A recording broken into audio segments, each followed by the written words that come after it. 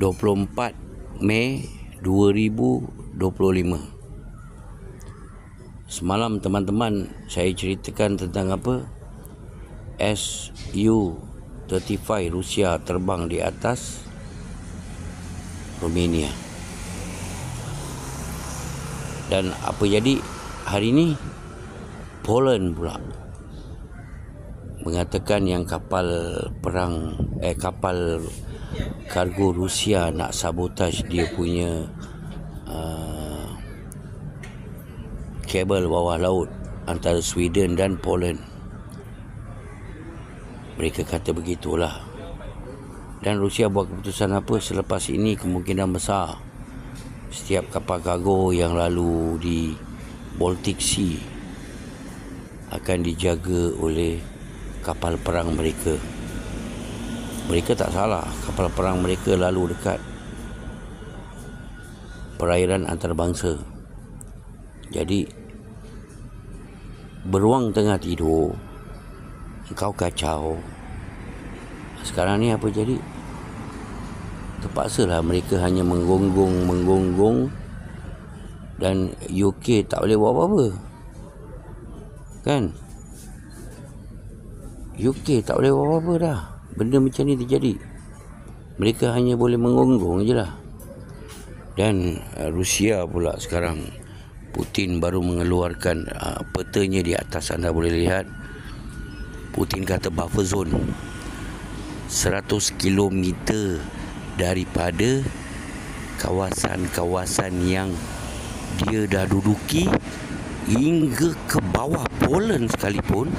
100 km daripada Poland ke Ukraine tidak boleh ada askar NATO atau artillery, shell, artillery, apa semua tak ada. Tak boleh, hanya boleh bercucuk tanam saja rakyat Ukraine di kawasan buffer zone, iaitu zon selamat. Kerana apa? Artillery, shell US atau UK atau sekutu-sekutu mereka hanya boleh dalam 70 km. Artillery shell mereka sekarang mereka dah kekurangan sangat. Kalau mereka punya misail mereka dah terlalu kurang sangat. Sebab tu mereka harapkan artillery shell. Jadi Rusia terpaksa buat buffer zone, zon selamat. Anda lihat macam mana Rusia makan tanah Ukraine lagi 100 km dari tempat terakhir mereka berhenti. Menangis Zelensky. Saya tak tahu sama ada mereka akan setuju atau tidak setuju, tapi menangis Zelensky, teman-teman. Jade Event US berkata yang pengeluaran US sekarang, Patriot misail sekalipun, walaupun kita dengar 1 bulan boleh buat 20, sekarang ni jangan harap. Kerana apa? Kebanyakan barang yang mereka perlukan seperti mineral apa semua adalah daripada China. Jadi macam mana mereka nak buat senjata lagi banyak? Sebab tu mereka dah mengalah lah tentang Ukraine ni. Mereka dah terlalu mengalah sangat.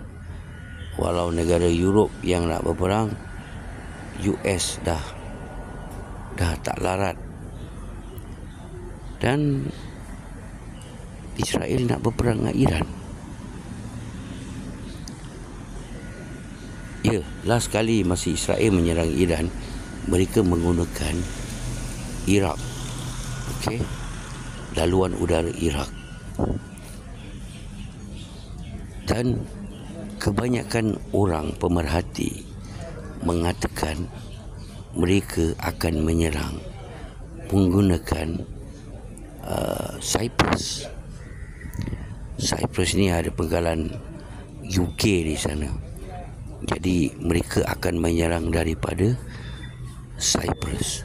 Kalau mereka menggunakan Cyprus,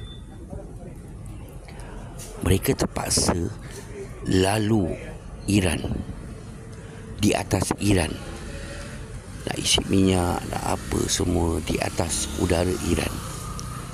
Ini saya rasa membahayakan jet pejuang mereka, apa semua.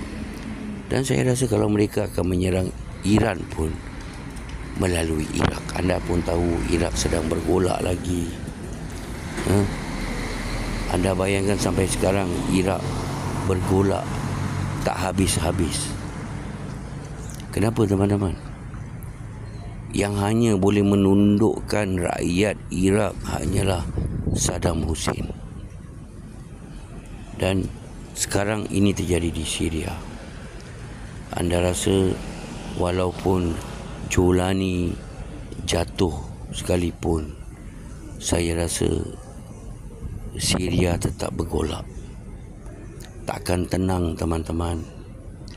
Bukan senang. Nak harapkan Turki